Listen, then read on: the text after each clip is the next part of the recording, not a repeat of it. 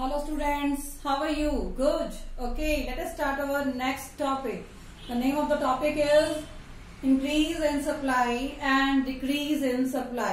इससे पहले हम पढ़ चुके थे contraction in supply and contraction भी इसके जैसा ही होता है लेकिन थोड़ा सा चेंज होता है. ठीक है, कॉन्ट्रैक्शन और इंक्रीज में थोड़ा थोड़ा चेंज होता है, वो हम देखेंगे. इंक्रीज इन सप्लाई क्या होता है और डिक्रीज इन सप्लाई क्या होता है. नाम से क्लियर हो रहा है, इंक्रीज ज्यादा हो जाना, डिक्रीज कम हो जाना. ठीक है, सप्लाई पहले से ज्यादा हो गई होगी, इसमें इंक्रीज इन सप्लाई कर्व के अंदर. ठीक है, अब चेंज होने का क्या रीजन होगा? आपके 3 रीजन हो सकते हैं मेन चेंज होने के. First is expectation. Change in क्या हो जाए? एक्सपेक्टेशन हो जाए. आपको उम्मीद हो नियर फ्यूचर में प्राइसेस कम या ज्यादा हो जाएंगे, तो उसका इफेक्ट क्या पड़ेगा? आपकी सप्लाई पर पड़ेगा. ठीक है, तो आपकी सप्लाई इंक्रीज या डिक्रीज हो सकती है. Second reason is goal of the firm. एक फर्म के पास 2 गोल होते हैं मेन. फर्स्ट इज क्या होता है? प्रॉफिट मैक्सिमाइज करना. ठीक है, सेकंड उसका मोटिव क्या होता है? प्रोडक्शन मैक्सिमाइज करना, प्रोडक्शन को मैक्सिमाइज करना. जब उसने प्रोडक्शन मैक्सिमाइज करना होता है तब वो प्राइस लेती है कम. प्रोडक्शन को अगर मैक्सिमाइज करना है तो प्राइसेस क्या होंगे? कम होंगे. अगर उसका प्रॉफिट मैक्सिमम करना है, उसने फायदा बहुत ज्यादा करना है, तो प्राइसेस वो लेगी ज्यादा. ठीक है, तो 2 गोल होंगे, इसके ऊपर डिपेंड करेगा आपका increase in supply and decrease in supply.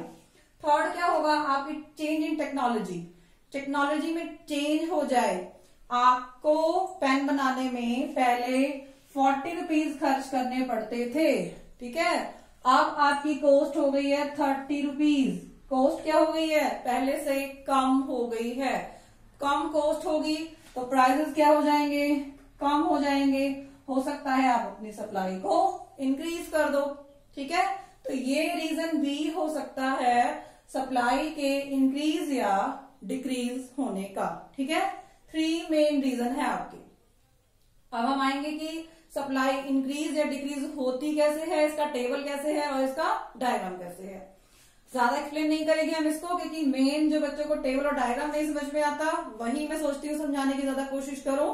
अगर हम थ्योरी पे पहुंच जाएंगे तो बहुत ज्यादा लंबा हो जाएगा ये. ठीक है, अब हम आते हैं इसके मेन टॉपिक पे ऊपर.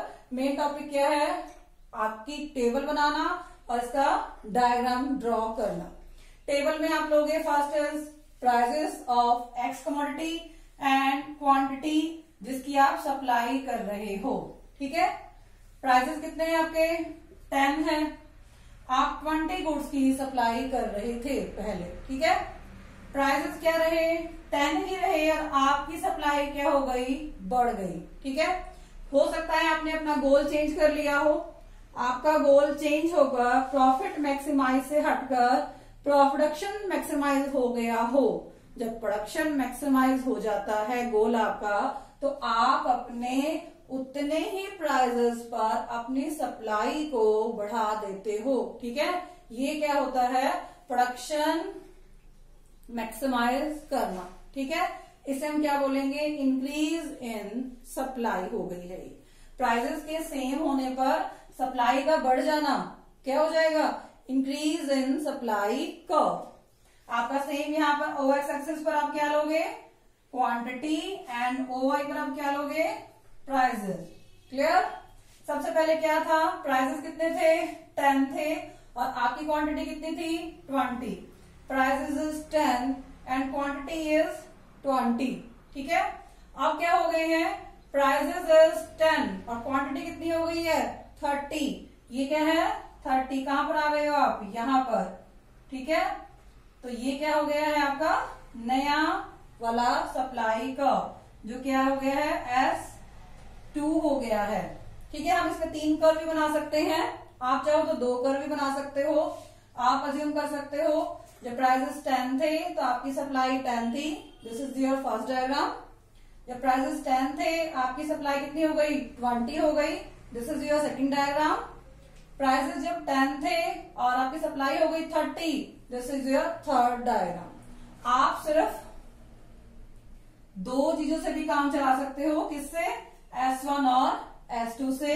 यहां से यहां पर आना, इस पॉइंट से इस पॉइंट पर आना, क्या कहलाएगा आपका, इंक्रीज इन सप्लाई। क्लियर।